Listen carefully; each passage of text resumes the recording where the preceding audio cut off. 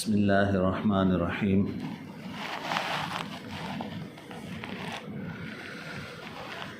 الحمد للہ رب العالمین، والصلاة والسلام علی سید المرسلین سیدنا و مولانا محمد وعلی آلہ و اصحابہ اجمعین۔ اما بعد، اعوذ باللہ من الشیطان الرجیم، بسم اللہ الرحمن الرحیم۔ یاسین والقرآن الحکیم، انک لمن المرسلین علی صراط مستقیم، تنزیل العزیز الرحیم، لتنذر قوما ما انذر آباؤهم فهم غافلون۔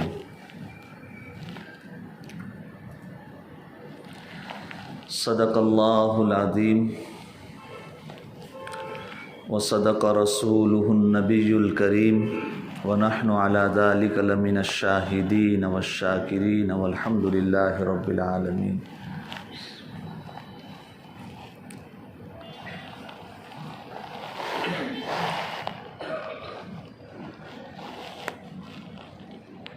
محترم بزرگوں،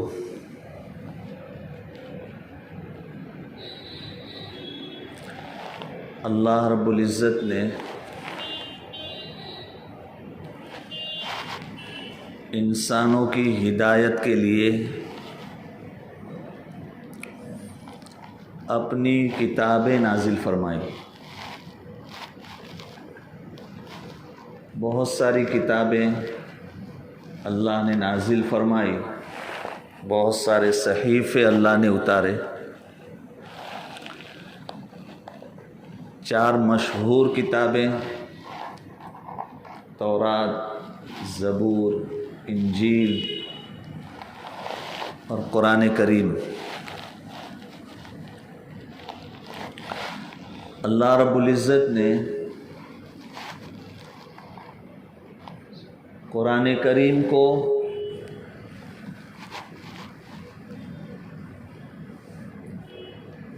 نازل فرمایا۔ یہ قرآن تمام علوم کا جامع ہے۔ اس کے اندر اللہ تعالیٰ نے تمام علوم کو جمع فرمایا ہے، بلکہ حدیث پاک میں اللہ کے رسول صلی اللہ علیہ وسلم نے قرآن کے بارے میں جو باتیں ارشاد فرمائی، تو پہلی جو کتابیں تھیں تورات، زبور، انجیل، ان کتابوں کے بارے میں بھی اللہ کے رسول فرماتے ہیں کہ تورات کے جگہ پر مجھے اللہ تعالیٰ نے سورہ فاتحہ عطا فرمائی، اور والمائدۃ کہ سورہ مائدہ، والمائدۃ مکان الزبور، سورہ مائدہ اللہ رب العزت نے زبور کے جگہ پر مجھے عطا فرمائی۔ والحوامیم مکان الانجیل، اور قرآن کریم کی وہ صورتیں جس کی ابتدا حامیم سے ہوتی ہے، یہ انجیل کی جگہ مجھے عطا فرمائی گئی۔ تو قرآن کریم کے اندر تورات، زبور، انجیل، اس کے علوم بھی اللہ تعالیٰ نے جمع فرمائے۔ تو یہ کتاب قرآن کریم جامع الکتاب ہے، کہ اللہ تعالیٰ نے جتنی کتابیں قرآن سے پہلے نازل فرمائی اس کے اندر جن علوم کو بیان کیا گیا تھا وہ علوم اللہ تعالیٰ نے قرآن کریم کے اندر جمع کر دیے۔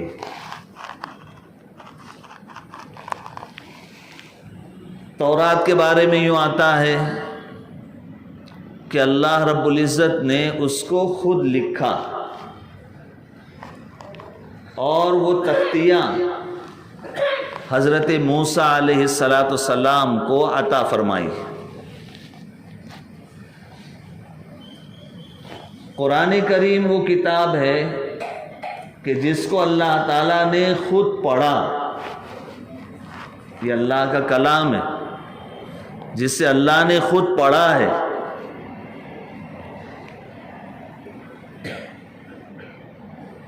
یہ قرآن وہ کتاب ہے جس کو اللہ تعالیٰ نے پڑھا ہے، آخرت میں بھی جب تمام لوگوں کا حساب کتاب ہو جائے گا، جنتی جنت میں چلے جائیں گے، تو جنت میں جو نعمتیں اللہ رب العزت اہل جنت کو عطا فرمائیں گے، ان نعمتوں میں سے ایک نعمت یہ ہے کہ اللہ تعالیٰ خود قرآن پڑھ کر جنتیوں کو سنائیں گے۔ پوری روایت کچھ اس طرح ہے کہ جب جنتی جنت میں داخل ہوں گے تو اللہ رب العزت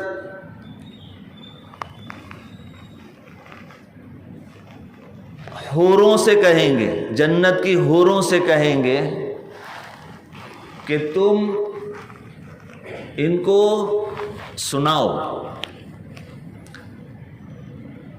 سب سے پہلا جنت کی حوروں سے کہا جائے گا، اور یہ جنت کی حوریں، ان کی آواز کا حسن، ان کی تو ہر چیز حسین ہے، ان کا تھوک اتنا میٹھا کہ اگر وہ دنیا کے اندر 7 سمندر میں تھوک دے تو 7 سمندر کا پانی میٹھا ہو جائے۔ وہ مسکراتی ہے تو ان کے دانتوں کی چمک اتنی روشن ہے کہ جنت اوپر سے لے کر نیچے تک روشن ہو جاتی ہے۔ تو حوروں کی تو ہر چیز حسین ہے، ہر چیز اچھی اور خوبصورت ہے، آواز بھی ان کی بڑی حسین ہوگی۔ تو اللہ رب العزت جنت کے اندر جنتیوں کو ہر طرح کی نعمتوں سے نوازیں گے۔ پھر اللہ تعالیٰ جنتیوں کے درمیان یہ اعلان کریں گے، اَيْنَ الَّذِينَ كَانُوا يَنزِهُونَ السَّمْعَ مِنْ أَصْوَاتِ الْمَزَامِيرِ، وہ لوگ کہاں ہیں جو دنیا میں شیطانی نغموں سے اور گانوں سے دور رہتے تھے، اپنے کانوں کی جنہوں نے حفاظت کی، اپنے کانوں کو شیطانی نغمے سننے سے بچایا، وہ لوگ کہاں ہیں؟ پھر ان لوگوں کو اللہ رب العزت کہیں گے کہ تم نے اپنے کانوں کی شیطانی گانوں سے حفاظت کی ہے، تمہیں کچھ سنائیں؟ حوروں سے کہا جائے گا کہ ان کو سناؤ۔ چنانچہ حور اپنی حسین آواز میں جب گانا شروع کرے گی، اس کے ساتھ میں جنت کا ساز، جنت میں ایک درخت ہے جس کا نام فیض ہے۔ فیض درخت کا فیض کیا ہے کہ اس سے موسیقی نکلے گی، اس سے میوزک بجے گا، وہ جنت کا ساز، حوروں کی آواز، ان کا سر، وہ اتنی بہترین آواز کے اندر جنت کے ساز کے ساتھ میں گائے گی کہ تمام جنتی مست ہو جائیں گے۔ اللہ تعالیٰ پوچھیں گے ایسا اچھا گانا کبھی تم نے سنا؟ جنتی کہیں گے کبھی نہیں سنا. کہا اس سے اچھا سنائیں. کہا اس سے اچھا اور کیا ہوگا؟ تو اللہ رب العزت حضرت داؤد علیہ السلام کو آواز دیں گے، تعال یا داؤد تعال ورتقل ممبر، اے داؤد آؤ اور جنت کے ممبر پر بیٹھ کر ان کو سناؤ، اللہ کی حمد سناؤ، اللہ کی تعریف، اللہ کی ثنا سناؤ. حضرت داؤد کہیں گے کہ میں سناؤں؟ میری آواز تو دنیا میں تھی. دنیا میں حضرت داؤد علیہ السلام کی آواز اتنی خوبصورت، اتنی حسین اور اچھی تھی کہ جب وہ پڑھتے تھے، زبور پڑھتے تھے تو پہاڑ جھومتے تھے، پرندے آ کر کے مدہوش ہو کر کے بیٹھ جاتے تھے. داؤد علیہ السلام کی آواز اتنی اچھی تھی. تو جنت کی نعمتوں میں سے ایک نعمت اللہ رب العزت جنتیوں کو یہ دیں گے کہ حضرت داؤد علیہ السلام کو بلایا جائے گا کہ تعال ورتقل ممبر، اے داؤد آئیے ممبر پر تشریف رکھیں اور سناؤ ان کو. چنانچہ داؤد علیہ السلام اللہ کی حمد، اللہ کی تعریف سنانا شروع کریں گے. جنتی اپنے ہوش میں بھی نہیں رہیں گے. اللہ تعالیٰ پوچھیں گے ایسا کبھی سنا؟ کہا کہ نہیں. کہا اس سے اچھا سنائیں. کہا اس سے اچھا اور کیا ہوگا؟ تو اللہ رب العزت اپنے محبوب حضرت محمد صلی اللہ علیہ وسلم کو کہیں گے کہ آپ سنائیے. حضور پاک صلی اللہ علیہ وسلم اللہ کی حمد، اللہ کی تعریف سنانا شروع کریں گے. ایسی بہترین آواز اور اس کے ساتھ میں جنت کا ساز اور سور کہ جنت بھی مست ہو جائے گی. پھر اللہ تعالیٰ جنتیوں کو پوچھیں گے اس سے اچھا سناؤ. اب اس سے اچھا کیا ہوگا؟ تو اس وقت اللہ رب العزت اپنا پردہ ہٹا دیں گے. جنتیوں کو اللہ کا دیدار ہوگا اور اللہ تعالیٰ خود کلام کریں گے اور وہ کلام قرآن کریم ہوگا. اللہ تعالیٰ خود قرآن کریم پڑھیں گے. سارے جنتی ایسے مست ہو جائیں گے اللہ کا کلام سن کر کے. تو قرآن کریم وہ کلام ہے جس کو اللہ تعالیٰ نے پڑھا ہے اور جنت میں پڑھ کر کے اللہ تعالیٰ جنتیوں کو مسرور کر دیں گے، خوش کر دیں گے. وہ اللہ کا کلام ایسا ہوگا، اللہ تعالیٰ خود پڑھیں گے، پردے ہٹ جائیں گے، دیدار ہوگا. یہ جنت کی سب سے بڑی نعمت ہوگی. حضرت ایوب علیہ السلام کا صبر مشہور ہے. بہت سخت بیمار تھے، ہر عضو میں درد تھا، بدن درد سے چور چور رہتا تھا. قرآن کریم میں ہے وَأَيُّوبَ إِذْ نَادَى رَبَّهُ أَنِّي مَسَّنِيَ الضُّرُّ وَأَنْتَ أَرْحَمُ الرَّاحِمِينَ کہ اس درد کی وجہ سے وہ اللہ سے کہتے تھے، دعا کرتے تھے بہت تکلیف ہو رہی ہے، بہت تکلیف ہو رہی ہے، آپ ارحم الراحمین ہیں. اپنا درد سناتے تھے. جب کبھی درد ہو، بیماری اور تکلیف ہو تو بہت بہادر نہیں بننا چاہیے کہ نہیں مجھے تو کوئی فرق نہیں پڑتا. یہ نبی کی سنت کے خلاف ہے. اپنا یہ درد دنیا کو نہیں سنانا ہے، اپنا یہ درد اللہ کو سنانا ہے. یہ نبی کا طریقہ ہے. حضرت ایوب علیہ السلام نے اللہ سے کہا انی مسنی الضر، یا اللہ مجھے تکلیف ہو رہی ہے، آپ ارحم الراحمین ہیں. اس کو کہتے ہیں بندگی. اب اللہ کے سامنے بھی پہلوان بن جائے کہ مجھے کوئی فرق نہیں پڑتا. کچھ بھی تکلیف آ جائے میں تو بہت مضبوط پہلوان ہوں، مجھے کوئی فرق نہیں پڑتا، یہ اللہ کو پسند نہیں۔ نبی کی زندگی میں یہ بات ملتی ہے کہ وہ اپنا درد اللہ کو سناتے تھے، انی مسنی الضر۔ صحت یاب ہو گئے، اچھے ہو گئے، تب کسی نے پوچھا کہ ایوب تم کو وہ بیماری کا زمانہ یاد آتا ہے؟ تو حضرت ایوب علیہ السلام نے کہا کہ ہاں بہت یاد آتا ہے، اور یہ صحت کے دن سے وہ درد کے دن اچھے تھے۔ کہا کہ کیوں؟ اللہ تعالیٰ روز کلام کرتے تھے، پوچھتے تھے ایوب کیا حال ہے؟ اس کلام میں وہ لذت تھی، وہ لذت آج حاصل نہیں ہے، ہاتھوں میں صحت یاب ہو گیا۔ درد کے دنوں میں اللہ تعالیٰ پوچھتے تھے، اس کلام کی لذت یاد آتی ہے۔ تو یہ اللہ کا کلام ہے، اللہ نے خود پڑھا ہے، اللہ تعالیٰ نے اس کو جامع العلوم بنایا ہے، تمام علوم کا جامع قرآن ہے۔ اس کی طاقت کا اندازہ لگانا ہو تو قرآن کریم کے ایک واقعے سے ہی قرآن کی طاقت کا اندازہ لگائیں کہ جس قرآن کے اندر تورات کے علوم ہے، زبور کے علوم ہے، انجیل کے علوم ہے، تورات اور زبور کے علوم کی کیا طاقت تھی، اس سے پھر سمجھ میں آئے گا قرآن کی کیا طاقت ہے، جس کے اندر تو سب جمع ہو گئے، سب علوم جمع ہو گئے۔ حضرت سلیمان علیہ السلام کا واقعہ قرآن کریم میں موجود ہے کہ ہدہد نے آ کر کے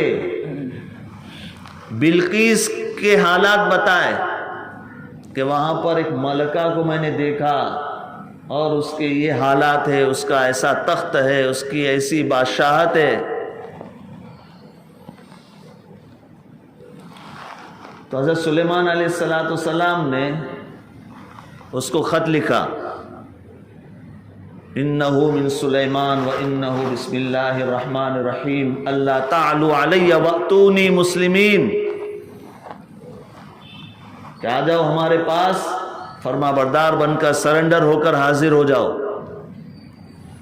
یہ خط اس کو پہنچا۔ اب بلقیس حضرت سلیمان علیہ السلام کے پاس آنے کی تیاری کر رہی ہے۔ حضرت سلیمان علیہ السلام نے حاضرین سے، ان کی حکومت جہاں انسانوں پر تھی، جنات پر بھی تھی حکومت، تو حاضرین سے کہا کہ کون بلقیس کا تخت لے کر کے آئے گا، بلقیس کا تخت یہاں پر چاہیے۔ تو قرآن کہتا ہے قال عفریت من الجن انا آتیک بہ قبل ان تقوم من مقامک، آپ کی یہ مجلس ختم ہو، پارلیمنٹ آپ کی پوری ہو، سیشن ختم ہوگا، 2-2.5 گھنٹے کا وقت، اس وقت میں جاؤں گا اور لے کر کے آ جاؤں گا۔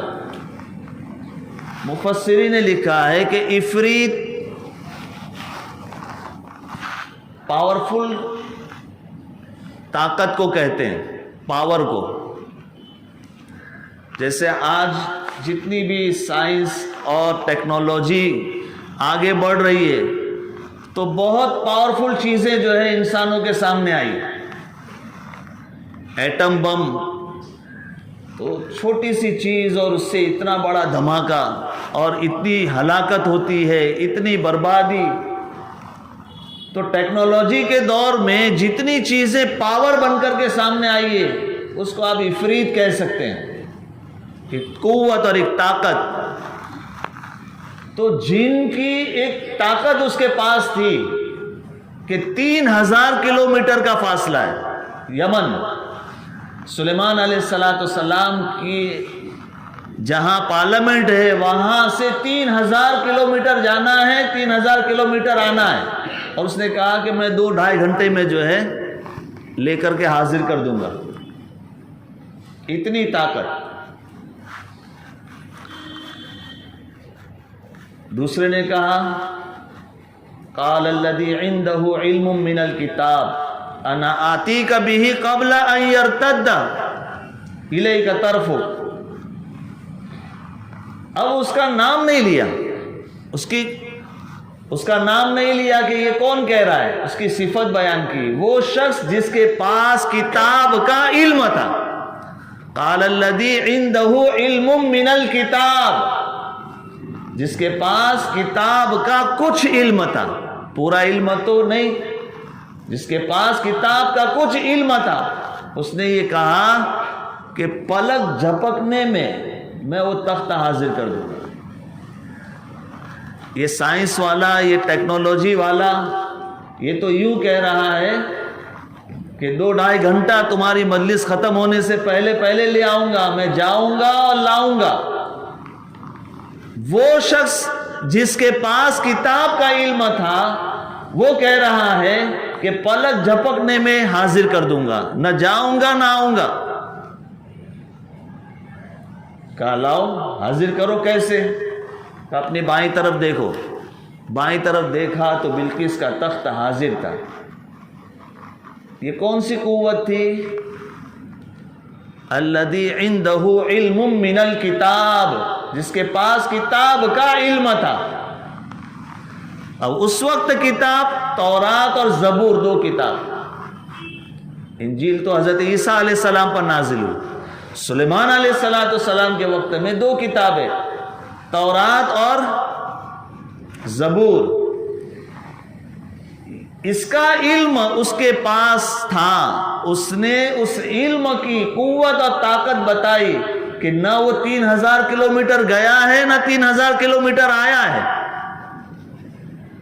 پلک جھپکنے میں تخت کو حاضر کر دیا.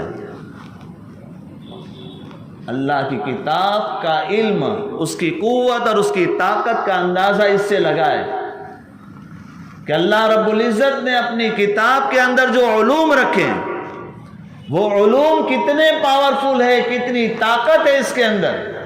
یہ اللہ کا کلام ہے، ہم نے اس کو سمجھا نہیں ہے. ہمارے پاس اللہ کی کتاب قرآن کریم ہے اور ہم اس کی برکتوں کو اور اس کی طاقت اور قوت کو ابھی تک سمجھے نہیں.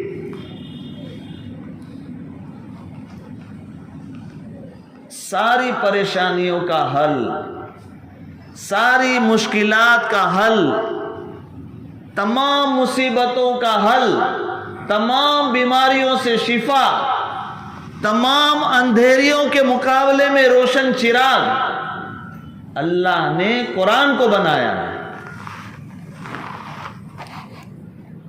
جو قرآن ہمارے پاس ہے، یہ قرآن سب سے بڑی طاقت ہے. دنیا کی کوئی طاقت جو ہے اس کا مقابلہ نہیں کر سکتی. آپ بیمار ہیں، قرآن سے بڑھ کر کوئی شفا نہیں ہے. آپ پریشان ہیں، قرآن سے بڑھ کر آپ کی پریشانی کو دور کرنے والی کوئی چیز نہیں، کوئی دعا نہیں، کوئی کلام نہیں. آپ مصیبت میں گرفتار ہے، آپ مصیبتوں سے نجات کے لیے قرآن پڑھیں، اللہ آپ کو مصیبتوں سے نجات دیں گے. یہ قرآن اللہ کا کلام ہے. یہ سیدھا دلوں پر اترتا ہے، دلوں کی گہرائی میں اتر جاتا ہے. ہم نے قرآن کو اس عظمت سے دیکھا نہیں، ہم نے قرآن کو اس عظمت سے پڑھا نہیں. گزشتہ جمعہ میں نے ایک مثال دے کر بات سمجھائی تھی. قرآن برکتوں سے معمور ہے، قرآن طاقت سے بھرا ہوا ہے. اس کی طاقت میں، اس کے پاور میں، اس کی عظمت میں کوئی شبہ نہیں. لیکن ہم کو اس کی برکتیں حاصل نہیں ہو رہی ہے، تو اس میں قرآن کریم کے اندر کوئی کمی نہیں ہے، قرآن کے پاور میں کوئی کمی نہیں ہے. جیسے ایک پتھر ہے، بھاری پتھر، اس کو توڑنے کے لیے ایک آدمی بہت بھاری ہتھوڑا لے کر آیا اور وہ بھاری ہتھوڑا لے کر کے اٹھاتا ہے اور آہستہ سے جو ہے پتھر کے اوپر رکھتا ہے. پتھر ٹوٹے گا؟ اتنا بھاری ہتھوڑا ہے اور پتھر نہیں ٹوٹتا. اس لیے نہیں ٹوٹتا کہ اس ہتھوڑے کے ساتھ میں مارنے والے کی بازو کی طاقت نہیں لگی ہے، وہ اپنے بازو کی طاقت کو اس ہتھوڑے کی طاقت کے ساتھ میں ملائے گا تو پتھر چور چور ہو جائے گا۔ وہ تو بازو کی طاقت لگا ہی نہیں رہا ہے، وہ اٹھاتا ہے اور دھیرے سے رکھتا ہے۔ جب بازو کی طاقت لگا کر کے زور سے مارے گا تب پتھر چور چور ہو جائے گا۔ قرآن کریم کی طاقت میں، اس کے پاور میں کوئی شبہ نہیں۔ ضرورت تو اس کی ہے کہ ہمارے دل کا یقین اس کے ساتھ میں جڑ جائے۔ ہم قرآن کی عظمت کے یقین کے ساتھ میں قرآن کی تلاوت نہیں کرتے، قرآن کے پاور کے یقین کے ساتھ میں ہم قرآن کی تلاوت نہیں کرتے۔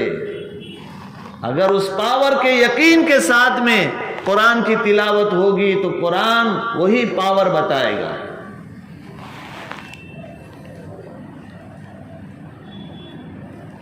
حضرت عمر فاروق رضی اللہ تعالیٰ عنہ کے اسلام لانے کا واقعہ آپ جانتے ہیں۔ مشورہ ہوا ہے، نعوذ باللہ حضور پاک صلی اللہ علیہ وسلم کو کون قتل کرے گا؟ عمر کھڑے ہو گئے اور سب مل کر کہہ رہے ہیں کہ ہاں آپ کے اندر ہی وہ پاور ہے جو یہ کام کر سکتا ہے۔ چلے حضور پاک صلی اللہ علیہ وسلم کا سر اتارنے کے لیے، نعوذ باللہ۔ راستے میں ملاقات ہوئی، ان کی بہن اور بہنوں ہی کے گھر بھیج دیا کہ جاؤ پہلے اپنے گھر کی تو خبر لو۔ تو گھر پہنچے، دروازے کو دستک دی، اندر جو ہے بہنوں ہی قرآن کی تعلیم حاصل کر رہے تھے، قرآن سیکھ رہے تھے۔ وہ آواز سن لی، اندر داخل ہوئے اور مارنا پیٹنا شروع کر دیا، بہن کو بھی لہو لہان کر دیا۔ اتنے شدید دشمنی کے جذبے کے ساتھ میں آیا ہوا انسان پھر پوچھتا ہے تم کیا کر رہے تھے؟ آواز سنی تھی نا؟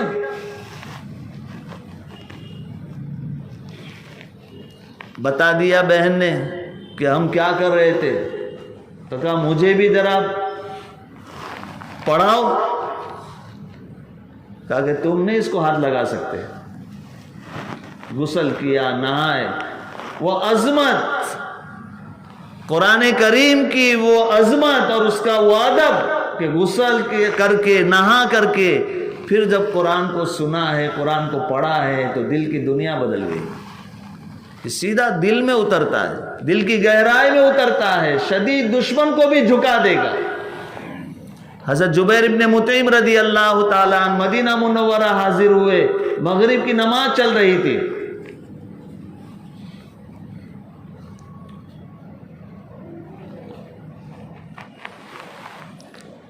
حضور پاک صلی اللہ علیہ وسلم مغرب کی نماز پڑھا رہے تھے، اس میں قرآن سنا، ام خلقوا من غیر شیء ام هم الخالقون۔ یہ قرآن کی آیتیں سن رہے ہیں اور ساری بات سمجھ میں آ گئی۔ اللہ کا کلام ایسا دل کی گہرائی میں اترا، سن کر ہی مسلمان ہو گئے اور کوئی تحقیق نہیں۔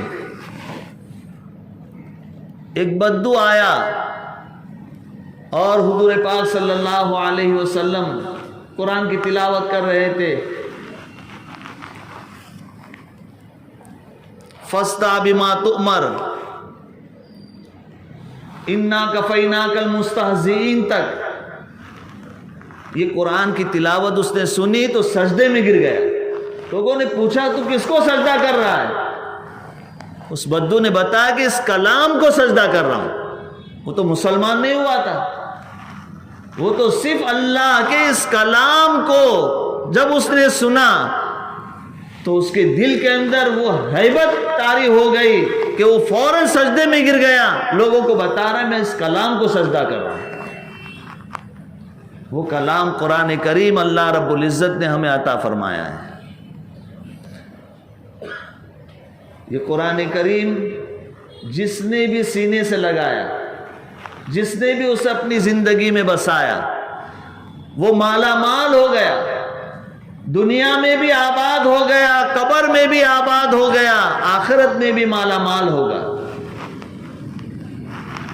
ایک صحابی ہے حارثہ بن نعمان رضی اللہ تعالیٰ عنہ،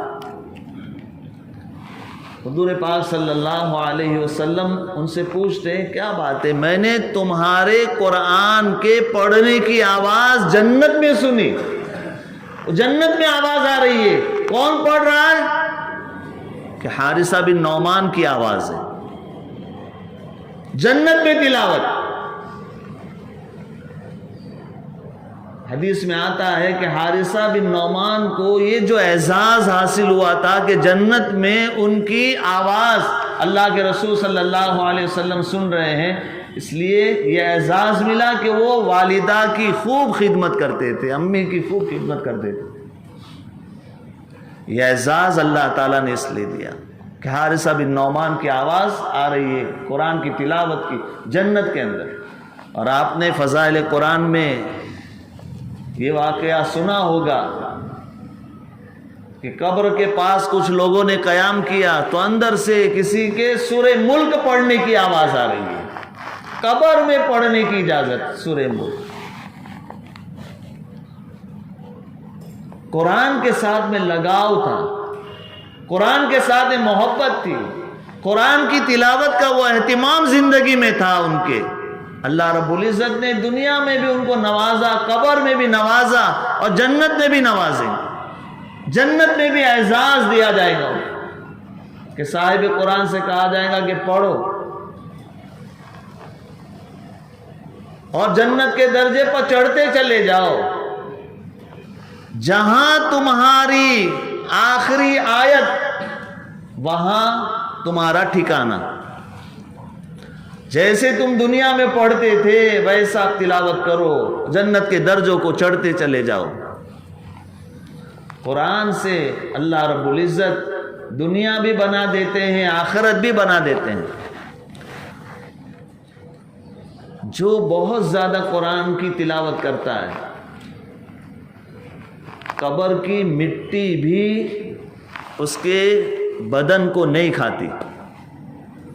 بہت سارے واقعات قبرستانوں میں ایسے پیش آتے ہیں، کسی کی قبر بنانے کے لیے کھدائی ہو رہی ہے، اندر سے بالکل تازہ لاش، مٹی نے نہیں کھایا۔ تحقیق پر یہی بات نکلتی ہے کہ قرآن کی تلاوت کا بہت زیادہ معمول تھا، خوب قرآن کی تلاوت کیا کرتا۔ قرآن کی تلاوت کرنے پر قبر کی مٹی بھی نہیں کھاتی۔ حدیث میں آتا ہے کہ اس کو آگ میں ڈالا جائے تو آگ بھی نہیں جلائے گی۔ بہت ساری جگہوں سے واقعات ملتے ہیں کہ مسجد پوری کی پوری جلا دی، سب جل گیا، قرآن نہیں جلا۔ کبھی کبھی اللہ بتا دیتے ہیں تو قرآن کی عظمت، قرآن کی برکتوں کے کیا کہنے۔ یاد رکھو اللہ رب العزت نے بہت ہی عظمت والی کتاب ہمیں دی ہے، اس کو طاقوں میں سجانے کے لیے نہیں دی ہے، اس کو زندگی میں بسانے کے لیے دی ہے۔ شروع میں جو حدیث میں نے سنائی کہ اللہ رب العزت نے تورات کے بدلے سورہ فاتحہ عطا فرمائی ہے، زبور کے بدلے سورہ مائدہ عطا فرمائی ہے، اور انجیل کے بدلے وہ تمام سورتیں جس کی ابتدا حامیم سے ہوتی ہے۔ تو پورا قرآن کریم اس کو آپ دیکھیں تو اس میں تورات، زبور، انجیل بھی آ گئی، سارے علوم اس کے اندر آ گئے۔ اور باقی جو قرآن کریم ہے وہ اللہ کے رسول صلی اللہ علیہ وسلم کو اللہ تعالیٰ نے اعزاز میں دیا ہے۔ اب پورے قرآن کا خلاصہ سورہ فاتحہ، اور سورہ فاتحہ کا خلاصہ ہے ایاک نعبد و ایاک نستعین۔ اے اللہ تیری ہی ہم عبادت کرتے ہیں، تجھی سے ہم مدد مانگتے ہیں۔ اس کو مختصر لفظوں میں اگر کہا جائے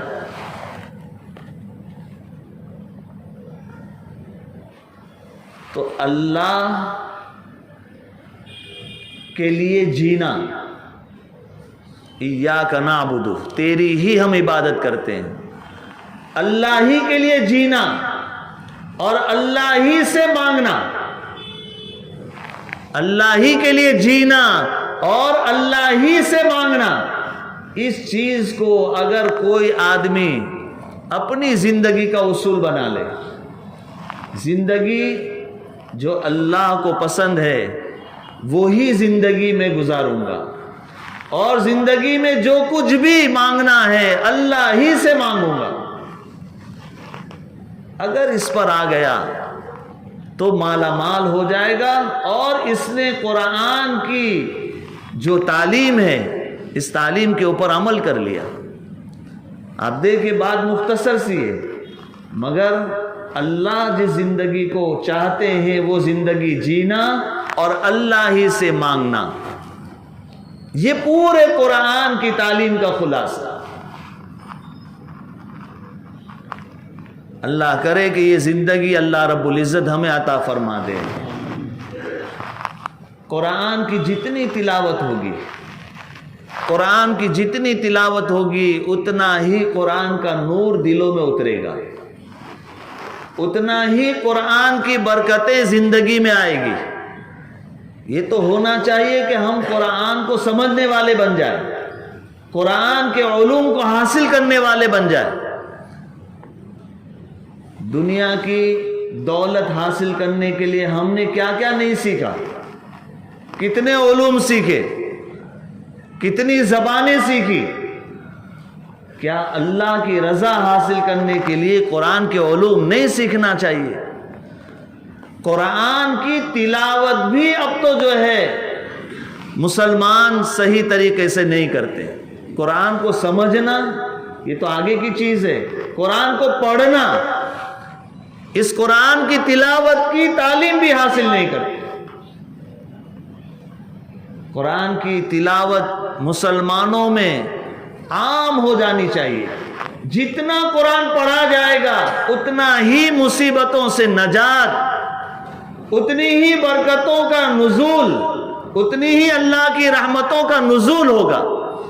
ساری پریشانیاں، اگر مسلمان پریشانیاں رونا شروع کرے اس سے کام نہیں بننے والا کہ آج ہم پر یہ مصیبت، ایسا چل رہا ہے، ویسا چل رہا ہے، یہ چل رہا ہے، وہ چل رہا ہے، اس سے کام نہیں بننے والا. یہ جتنا تم گاتے ہو، جتنے دنیا کے حالات پر تبصرہ کرتے ہو، اتنا وقت اگر قرآن کی تلاوت میں لگا دو، یقین جانیں، اس یقین کے ساتھ میں آپ قرآن کی تلاوت کریں کہ یہ اللہ کا کلام ہے اور اس میں وہ پاور ہے، وہ طاقت ہے کہ دنیا کی ہر مصیبت کو یہ دور کر دے گا، ہر مشکل کو آسان کر دے گا، ساری تکلیفیں دور ہو جائے گی.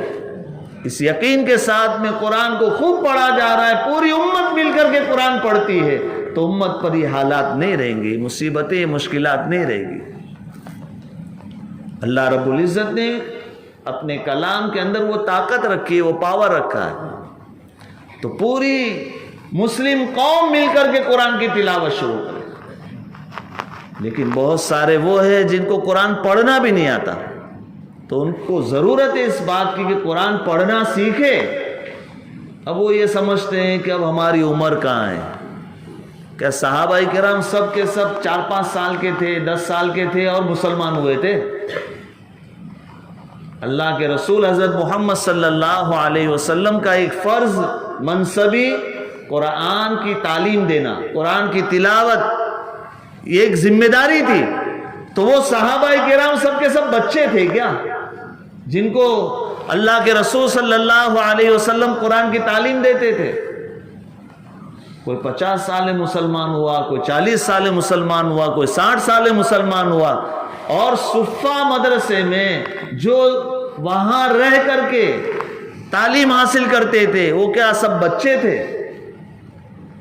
سب عمر دراز تھے، لیکن انہوں نے قرآن کو اللہ کے رسول صلی اللہ علیہ وسلم سے سیکھا.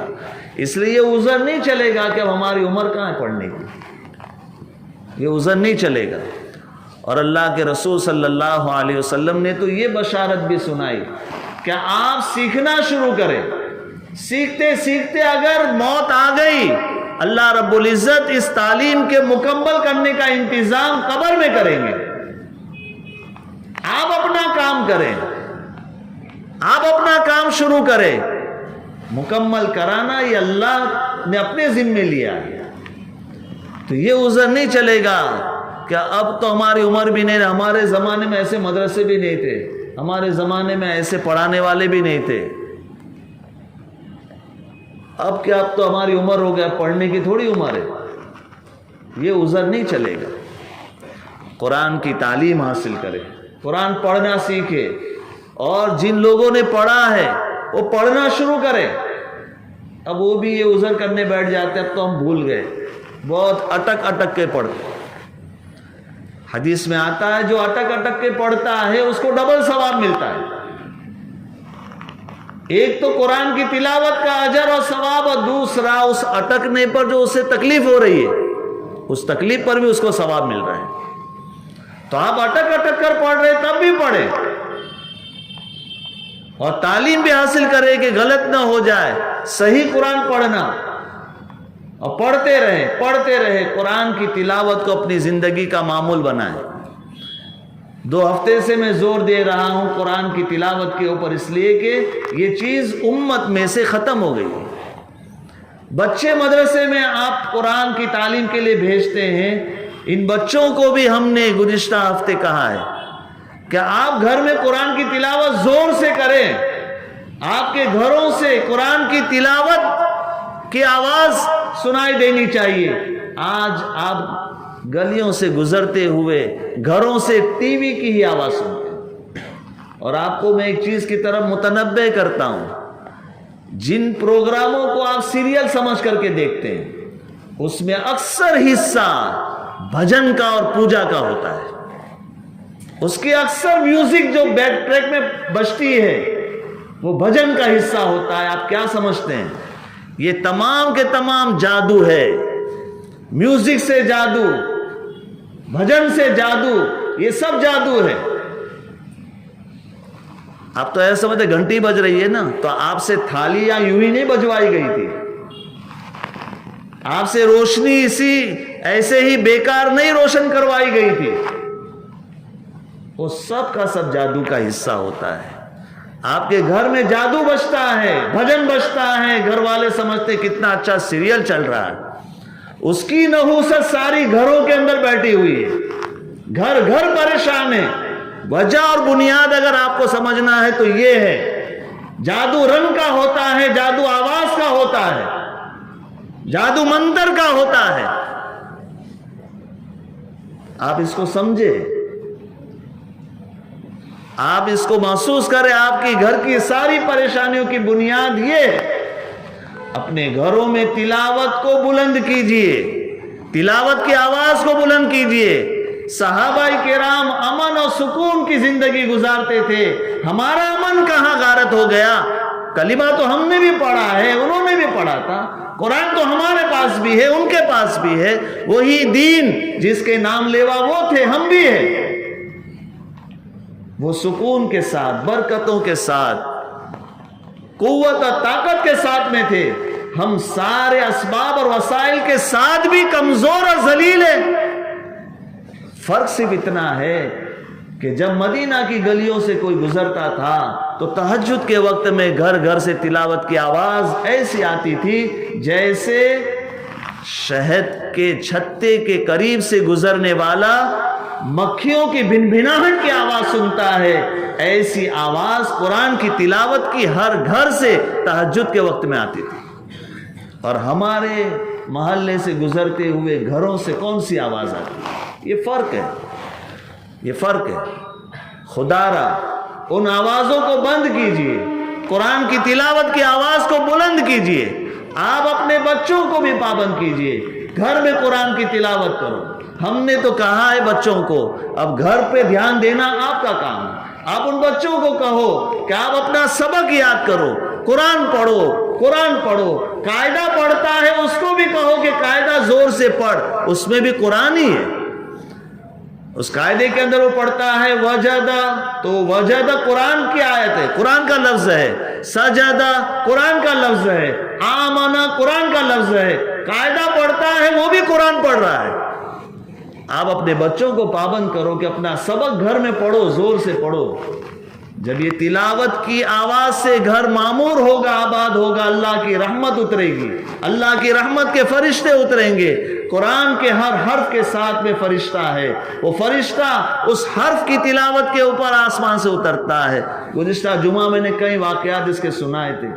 اپنے گھروں کو رحمتوں سے آباد کیجیے، نحوستوں کو دور کیجیے، اپنے گھروں کو قرآن کی تلاوت کے زمزموں سے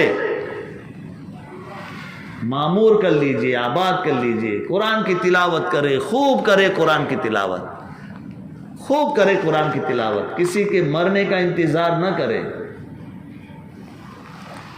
کوئی مرے گا تو قرآن خوانی کریں گے، نیا گھر لیں گے، نئی دکان ہوگی تب قرآن خوانی کریں گے. اس کا انتظار نہ کیجئے کسی کے مرنے کا.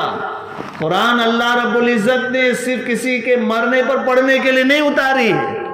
قرآن وہ کتاب ہے اللہ رب العزت نے رحمتوں سے اور برکتوں سے اگر اپنی زندگی کو آباد کرنا ہے، اپنے گھروں کو آباد کرنا ہے تو اللہ کا کلام پڑھو، خوب پڑھو، خوب تلاوت کرو. آپ کے منہ سے بھی خوشبو آئے گی، آپ کے کردار سے بھی وہ خوشبو آئے گی، وہ روشنی آئے گی جو دنیا کے لیے ہدایت کا نور بن جائے گی. دنیا آپ سے نفرت کر رہی ہے، دنیا آپ کو دیکھنا نہیں چاہتی، دنیا آپ کی شکل پسند نہیں کرتی. آپ قرآن پڑھیے، آپ اللہ کا کلام پڑھیے. خدا کی قسم تمہارے چہروں پر وہ نور آئے گا جس نور کو دیکھنے کے لیے دنیا ترسے گی. تمہاری زندگی میں وہ برکتیں آئے گی کہ تمہاری زندگی سکون سے آباد ہو جائے گی. تم جہاں چلو گے رحمت اور ہدایت وہاں سے چلے گی. تم جہاں بات کرو گے تمہاری بات کے اندر وہ اثر آئے گا جو دلوں میں اتر جائے گا. مسلمانوں، تمہاری ذلت سے نکلنے کا واحد علاج، واحد راستہ اللہ کا کلام قرآن ہے. قرآن ہے، یہی تمہیں عزت دے گا، یہی تمہیں ذلت سے باہر نکالے گا. وہ معزز سے زمانے میں مسلمان ہو کر، وہ معزز سے زمانے میں مسلمان ہو کر تم خار ہوئے تاریخ قرآن ہو کر. یہ ذلت صرف اور صرف قرآن کے چھوڑنے کا عذاب ہے. اس لیے تہیا کر لو. اب تک جو ہوا توبہ کرو، خوب قرآن کی تلاوت کرو، خوب قرآن پڑھو. گھر قرآن کی تلاوت سے آباد ہو جائے، گھر میں ہمیشہ قرآن کی تلاوت ہوتی رہے. نحوست اور بے برکتی کو ختم کرنے کا واحد راستہ اللہ کا کلام قرآن کریم کی تلاوت ہے. اللہ رب العزت سے دعا ہے، اللہم اعنا علی تلاوت القرآن. اللہ قرآن کی تلاوت میں ہماری مدد فرما، ہمیں توفیق عطا فرما کہ ہم ہمیشہ قرآن کی تلاوت کرتے رہے. اللہ کے کلام کی برکتوں سے یا اللہ ہمارے گھروں کو آباد اور معمور فرما. وآخر دعوانا الحمدللہ رب العالمین.